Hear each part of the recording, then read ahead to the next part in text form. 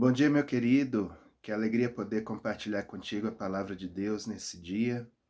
Nós estamos na nossa Palavra Viva 2024, seguindo na meditação e comentário de alguns textos bíblicos que temos seguido na leitura anual. E hoje eu quero compartilhar contigo um texto que me saltou aos olhos, ao coração, sobre a vida do rei Salomão. Está lá em 1 Reis, os capítulos 10, 11 e 12. Eu quero comentar alguns aspectos desses três capítulos para você, para a gente trazer para a nossa vida algumas reflexões, algumas aplicações para o nosso contexto. Né? Vocês sabem que Salomão ele é conhecido na Bíblia por ser um homem muito sábio, muito rico, muito poderoso. Ele foi filho de Davi, né, do rei Davi, e ele foi um dos três reis, né? Ali Saul, logo em seguida Davi, depois Salomão, que é considerado o período mais áureo, né, do reinado de Israel antigo. Foi aquele rei que construiu o templo, foi aquele rei que teve a máxima extensão territorial sob o seu domínio, é aquele rei que era suprido e abastecido por um fluxo de comércio muito intenso. Tudo isso é descrito tanto em 1 Reis como também em Crônicas. Então, Salomão ele estava bem estabelecido, bem estabilizado, né? Com muito poder, com muita glória, muita fama, muito conhecimento. Tudo era superlativo no reinado de Salomão. E nesse contexto, ele vivia, né? E ele, a partir de um certo momento, ele passou a, vamos dizer assim, se acostumar com esse conforto todo, com esse luxo todo. E aí foi o perigo da sua vida. E hoje, justamente, nós vamos meditar um pouco sobre esses dois lados do sucesso, né? Esse lado positivo e esse lado não tão positivo que Salomão atravessou. Você pode me perguntar assim, tá, Leiva, você tá falando aí de Salomão, mas eu não chego nem perto dos pés, né, de Salomão. Eu tenho muito menos sabedoria, poder, dinheiro, influência, etc. Mas você tem um certo nível de conquistas e de coisas que você estabeleceu na sua vida, assim como eu também. Embora, claro, infinitamente menores do que Salomão teve e desfrutou na sua vida, nós temos um certo nível de realizações em nossa vida. E a minha reflexão é justamente isso, né? Assim, as coisas que são bem-sucedidas na nossa vida, como é que nós vivemos e lidamos e trabalhamos com elas? É isso que eu quero refletir hoje um pouco com você, baseado nesses três capítulos de 1 Reis, 10, 11 e 12. Então, Salomão era esse rei de tudo dando certo, 100% certo. Templo novo, casa nova, bem casado, né? Assim, famoso, conhecido, pessoas vinham de todas as partes, né, do mundo de então para ouvir da sua sabedoria. A Bíblia diz que ele escrevia, né, tinha um conhecimento científico muito amplo, escrevia desde a erva que brota nos telhados até as árvores do campo. Então era um cara multifuncional e muito capacitado. Então, ele desfrutou desse sucesso profissional. E nas palavras que ele mesmo escreve mais para o fim da vida, no livro de Eclesiastes, ele fala isso. Olha, tudo que os meus olhos desejavam, eu tive. De bens, de mulheres, de conhecimento, de poder, de fama, de glória. Eu não neguei nada a mim mesmo, nenhum prazer eu me neguei, né? Então ele fala isso, né, refletindo no final da sua vida no livro de Eclesiastes. Então Salomão foi esse cara que viveu tudo, experimentou tudo, né? E teve tudo o que um homem bem-sucedido da sua época poderia ter. E além disso, nesse aspecto material, ele também teve manifestações tremendas e poderosas do próprio Deus na sua vida, né? Ali na dedicação do templo, glorioso, belo e com muita qualidade e beleza artística, né, que ele construiu, a glória do Senhor, né, a presença manifesta do Senhor se revelou naquele templo, né? Salomão teve o privilégio de falar com Deus por duas vezes, né, diretamente, a Bíblia registra isso. Então, ele teve experiências espirituais profundas. Então, acho que tudo que a gente pode imaginar desse mundo físico ou do mundo espiritual, de positivo, Salomão experimentou. Acontece que mesmo assim, ele decaiu dessa altura, dessa glória que ele experimentou, né? E nós vamos entender um pouco por quê, né? Então, o capítulo 10 que eu falei descreve toda essa grandeza, e já os capítulos 11 e 12 fala de algumas contaminações que vieram sobre ele e que no final levaram ele a cair dessa posição gloriosa que o próprio Deus o tinha levantado, né?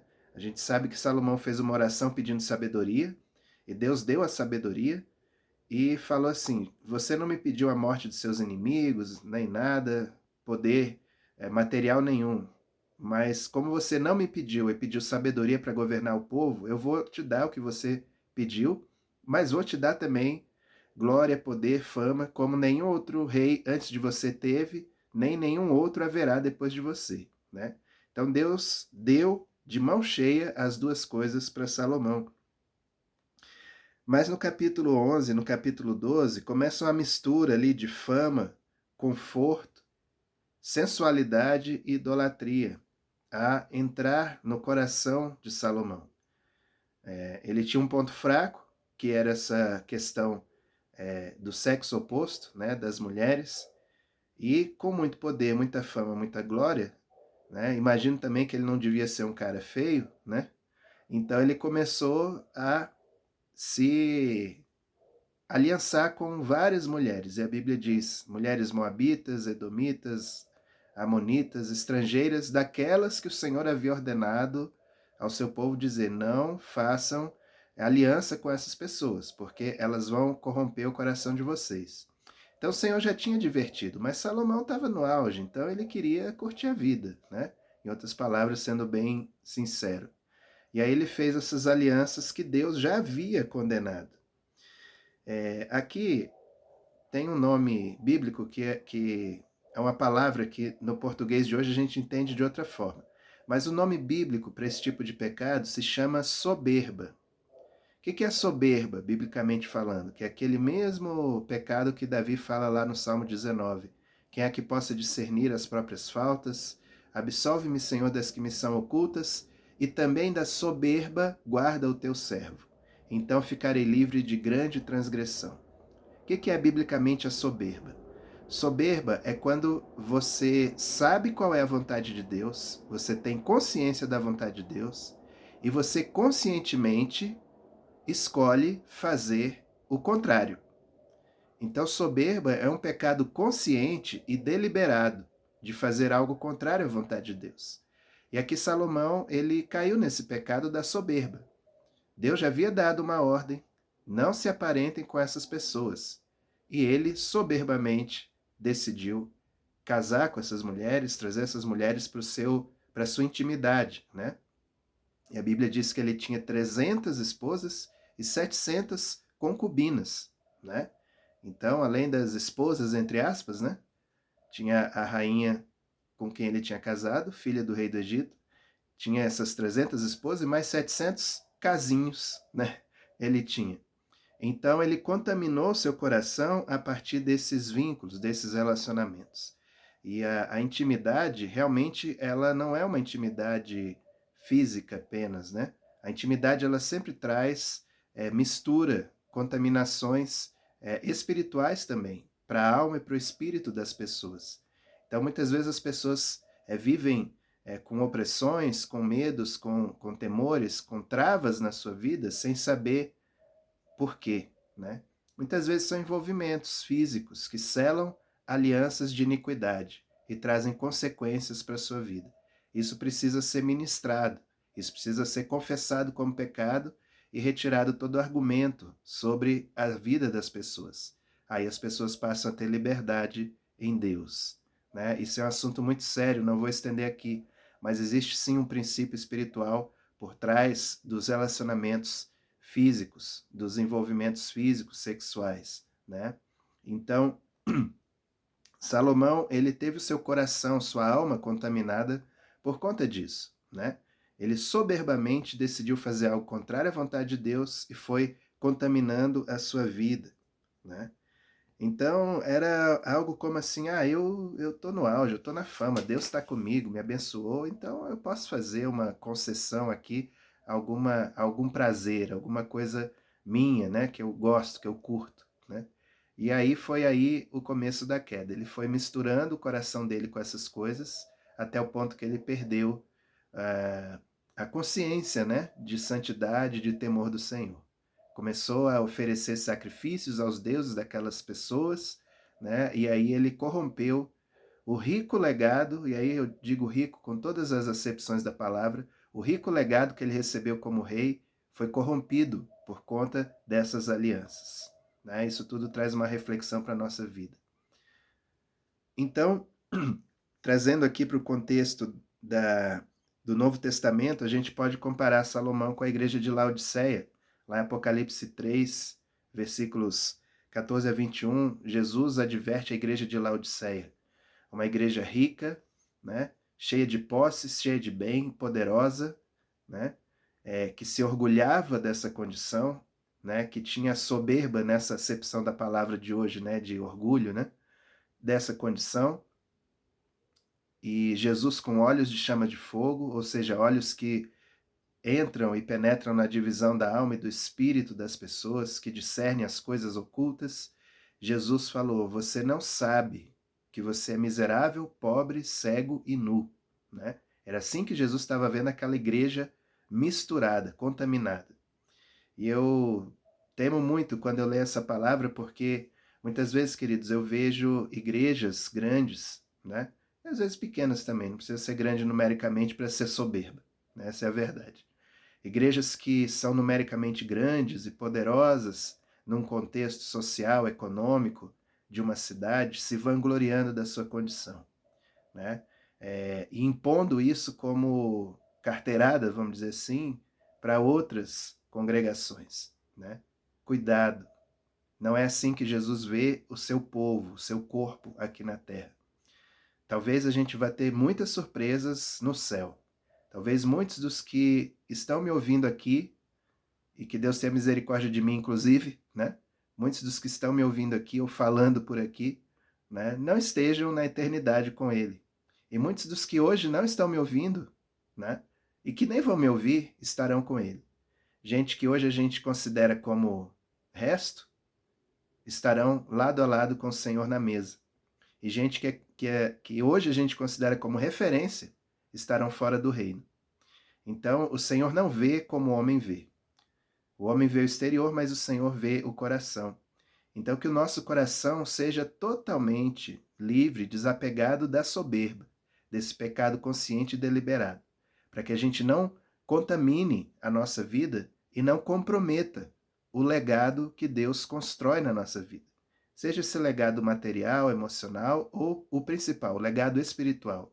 Salomão comprometeu todo o legado de uma nação por conta da sua desobediência. Deus ficou tão indignado com aquilo que fez uma promessa de que, né, na continuidade daquele reinado, aquele legado seria desfeito. E assim se fez. Roboão, que foi filho de Salomão, tentou impor algo sobre o povo, já oprimido por conta da vida luxuosa que a corte levava, né? Então Roboão tentou oprimir ainda mais, e aí o povo se rebelou. 10 tribos saíram da nação de Israel e ficaram só 2, né? Então houve uma divisão e uma perda do legado que foi construído e dado pelo próprio Deus em última análise, né? Então eu quero dizer aqui que não é errado ter o legado. O erro não está em construir o legado ou mesmo em colher os benefícios da sua boa obra. Esse não é o erro. O erro é você fazer disso seu Deus, né?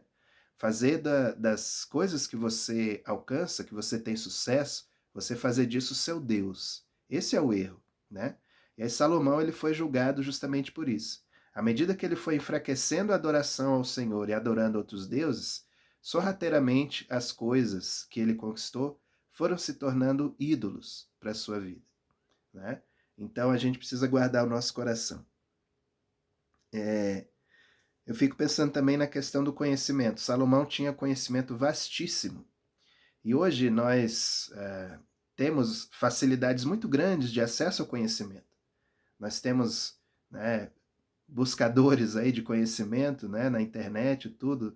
Agora, mais recentemente, a tal da inteligência artificial, né, mas eu fico brincando com os colegas do trabalho lá. A inteligência artificial, mas a ignorância continua natural, né? A ignorância das pessoas, o coração duro, obstinado, a falta de civilidade em todos os níveis, né? A falta de afeição natural, usando o termo bíblico lá de 1 Timóteo, continua assolando a humanidade em todos os níveis, né?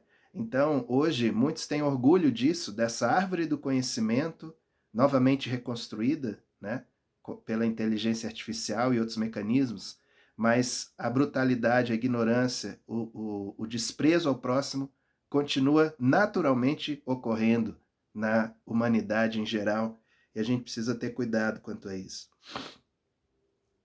Então, queridos, Gálatas 6,7 diz assim, de Deus não se zomba. Tudo que o homem semear, isso também colherá. E aí eu pergunto, será que você tem semeado soberba? Será que você tem semeado orgulho? Ou você tem semeado humildade? Você tem semeado serviço? Você tem semeado companheirismo, né? Então fica essas reflexões para nós. Quando você atinge o sucesso, quando algo dá certo na tua vida, né? Como é que você reage? Você reage com soberba? Ou você reage com gratidão? Você reage dizendo, fui eu que conquistei, né? Isso é meu, eu que vou desfrutar sozinho. Ou você reage com um coração de partilha, né? De repartir o bom tesouro que Deus te deu. Que a gente possa ser muito mais repartidor dos nossos benefícios, né? Daquilo que Deus nos dá. Então Salomão, ele mergulhou nesse pecado e só colheu prejuízos, né? Mais difícil do que alcançar o sucesso é se manter, né, no sucesso. É se manter nessa crista da onda. Chega uma hora que a onda vai baixar mesmo. E aí, como é que vai fazer quando a onda baixar? Você vai ficar frustrado? Você vai voltar para o ponto que você estava antes? Ou você vai agregar coisas de valor espiritual, de valor eterno na tua caminhada, né? É como a caminhada do povo de Deus, né, que dizia em certos trechos, até aqui me ajudou o Senhor. Então isso ajuda a gente a manter o rumo certo, né? Saber que Deus me conduziu até aquele momento e eu confio no Senhor o meu futuro, para que Ele me conduza, continue me conduzindo. Então assim você vai acumulando legado, você vai expressando gratidão e confiança e você vai mantendo a sanidade espiritual e mental ao longo do processo. Porque do que adianta o homem ganhar o mundo inteiro e perder a sua alma, né? Então, assim, Deus, de fato, não quer que os seus filhos e suas filhas vivam de uma maneira prostrada, né? De uma maneira sem recursos, né? Para suprir as suas vidas. Deus quer nos suprir, quer nos abençoar, quer nos prosperar, sim, na medida do que Ele achar conveniente para nós. Mas não adianta nada nós prosperarmos e perdermos a alma no caminho, né? Deus não quer isso para a nossa vida. Jesus falou, né? Quão dificilmente entrará um rico no reino dos céus. Aí você diz assim, Leo, tu tá de brincadeira comigo, tá me chamando de rico? Tô, querido, tô te chamando de rico, sim. Né? Comparativamente com a população mundial, quem tem um vaso sanitário, luz elétrica, né? Tem essa liberdade de ir e vir, como nós temos, nós somos ricos. Nós somos uma parcela pequena da população mundial. Se você tem dispensa com comida, né? Então tudo isso são fatores de riqueza, né? Na nossa vida. Então, de fato, nós somos ricos, né? Se vermos, se olharmos, observarmos como é que estão as pessoas vivendo nesse mundo. E outra coisa, queridos, a riqueza ela vem e vai no instante, né? Deus me livre, eu não queria estar na pele dos cidadãos de Porto Alegre e de toda aquela região, porque no instante, né, muitas das coisas que eram seguras e sólidas foram levadas embora. E para recuperar vai ser difícil, está sendo difícil. Que Deus tenha misericórdia, né? E mova quem não foi atingido, como eu, como muitos que estão aqui, a sermos solidários com essas pessoas que perderam. Agora eu fico pensando, será que muitos ali também não estavam confiando na solidez da sua cidade, no orgulho, né, da sua cidade, na soberba da sua cidade? Pode ser, eu sou uma pessoa apenas, eu não tenho condição de afirmar isso, né? Mas a gente tem que ter muito temor a Deus, né? Porque Deus é aquele que faz brilhar o sol sobre justos e injustos, aquele que faz descer a chuva sobre justos e injustos. E se a nossa casa, muito além da casa física, se a nossa casa espiritual não estiver firmada em terreno firme da palavra de Deus, a gente balança, né? Eu tenho ouvido o testemunho de muitos cristãos ali que realmente perderam tudo, né? Alguns que perderam até parentes, né? Muito pesado, né? Essa perda. Então, pessoas que perderam perdas significativas, mas continuam firmes no Senhor, firmes na rocha. Uma paz que excede todo entendimento, uma alegria sobrenatural que vem do céu, e uma disposição de continuar a caminhada, sabendo que Deus, Ele continua sendo bom em todo o tempo. Né, queridos? Então a gente tem que estar firmado na palavra do Senhor, porque dificilmente uma pessoa que coloca o seu coração nas riquezas entrará no reino. Jesus foi muito claro ao dizer: não podeis servir a Deus e a Mamon, não podeis se dedicar a, a Deus e às riquezas, porque Jesus sabe o potencial que as riquezas têm de se tornarem um ídolo nas nossas vidas. Então, se Deus está te dando sucesso, eu creio que Ele dá, sim, a cada um de nós uma certa medida de sucesso. Seja humilde, lembre de onde você saiu, lembre como você chegou onde você está e reconheça que é a mão de Deus sobre você, sobre mim, né? Tudo que eu tenho hoje, né, não é lá muita coisa, mas veio das mãos do Senhor, né? Tudo que você tem hoje veio das mãos do Senhor.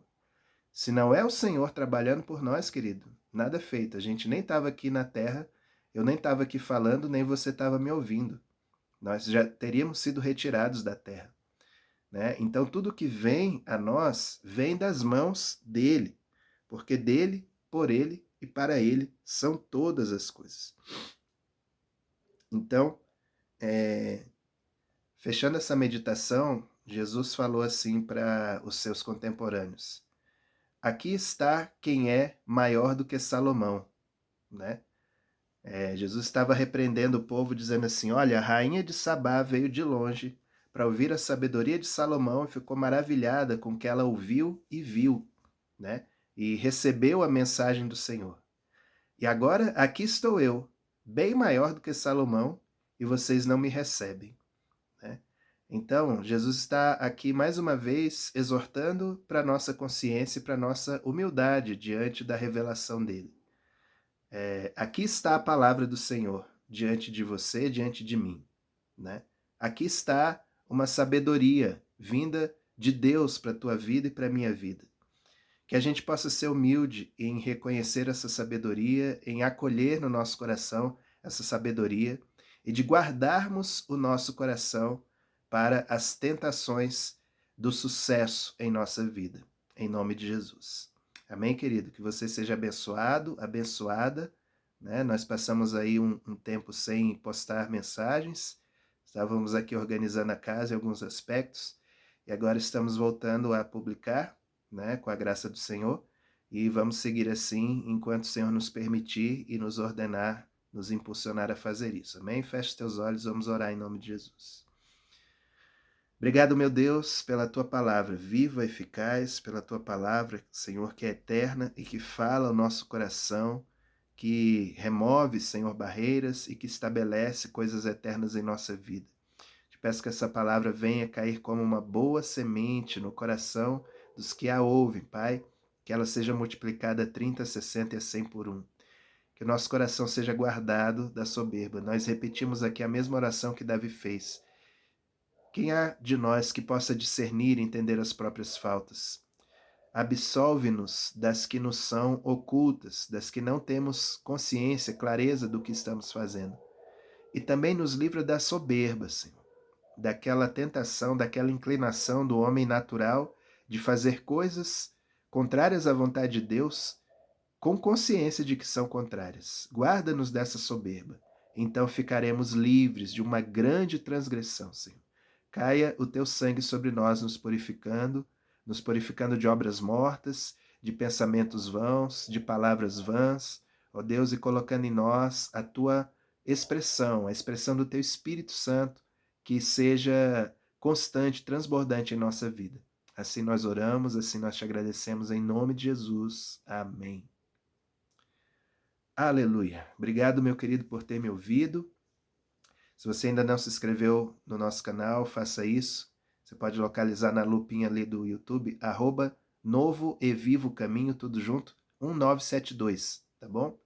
E você se inscreve, tem lá todas as ministrações, desde 2021 que nós começamos a postar as mensagens, músicas, trechozinhos de viagem, muita coisa que eu coloco ali da minha vida, e eu fico feliz pela tua assinatura ali no canal, tá bom? E, com a graça de Deus, espero daqui a 2 semanas estar postando uma nova mensagem, sempre às segundas-feiras, né? E vamos continuar nessa caminhada, meditando na palavra de Deus e sendo edificados juntos, amém? Deus abençoe a tua vida, tenha uma excelente semana em nome de Jesus e seja luz.